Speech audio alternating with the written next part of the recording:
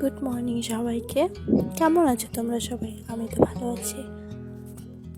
দিন ছিল আর ছিল আজকের দিনটা খুব একটা গুরুত্বপূর্ণ দিন ছিল আমার কাছে। তার সাথে সাথে ছিল আজকে আমার কম্পিউটার ট্যালির এক্সাম, ফাইনাল এক্সাম। তো প্রতিদিনের মতো আমি সকালবেলা উঠলাম, 7টার দিকে উঠলাম, উঠে ঘর পরিষ্কার করলাম, আমার বিছানা পরিষ্কার করলাম, ঘর পরিষ্কার করলাম, করে স্নান সেরে পুজো করে কাপড় টাপড় কেচে আমি রেডি হয়ে নিলাম। একটু বাজারে গিয়েছিলাম মাংস নিয়ে আসতে। তারপর একটু বাজার থেকে আসলাম, বাজার থেকে এসে রান্না বসাই দিলাম। রান্না করলাম, রান্না বান্না করার সাথে সাথে আরও অনেকই কাজ থাকে, সেগুলোও সেরে নিলাম। নিয়ে তারপর আসলে হয়তো তোমরা অনেকেই জানো না যে আমি আমার হাজব্যান্ড আমরা 1 বছর হলো শিলিগুড়িতে থাকি। আসলে আমাদের জীবনটা না একটু অন্য ধরনের, ওর আর আমার লাইফটা না একটু অন্য টাইপের। তো আর আমার এখন তো বর্তমানে আমার কোনো কাজ নেই, তো সারাদিন বাড়িতেই থাকা হয়। আর আমার হয়তো আমার কোনো অন্য কাজ নেই, কিন্তু আমার নিজস্ব পার্সোনাল কাজ অনেক থাকে, কারণ আমি একটা ফিল্ডে আছি। তো সেই ফিল্ডের কাজ আমাকে সারাদিন বাড়িতে সেগুলো নিয়েই পড়ে থাকতে হয়। তো আমি সেগুলো সেরে একটু সময় আমার জন্য নিজের জন্য বের করি।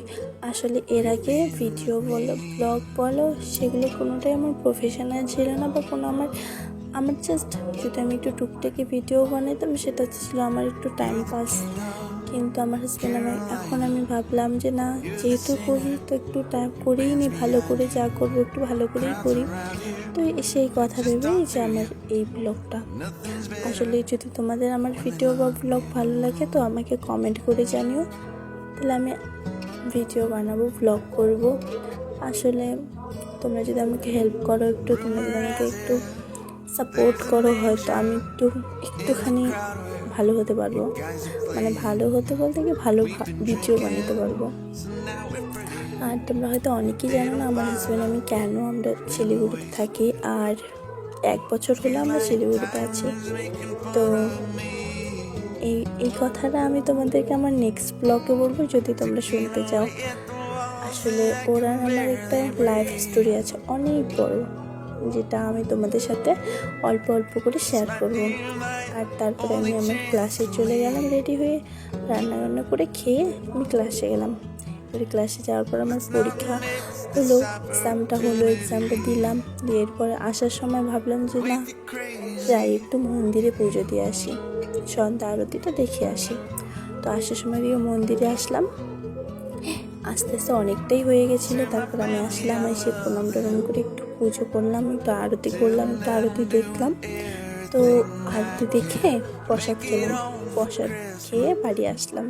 তো আজকের আমার মিনি ব্লগটা এইটুকুই ছিল। আশা করবো আমার ব্লগ তোমাদের ভালো লাগে। যদি আমার ব্লগ তোমাদেরকে ভালো লেগে থাকে তো আমাকে সাবস্ক্রাইব, লাইক, কমেন্ট, শেয়ার করে পাশে থেকো। ধন্যবাদ, থ্যাংক ইউ।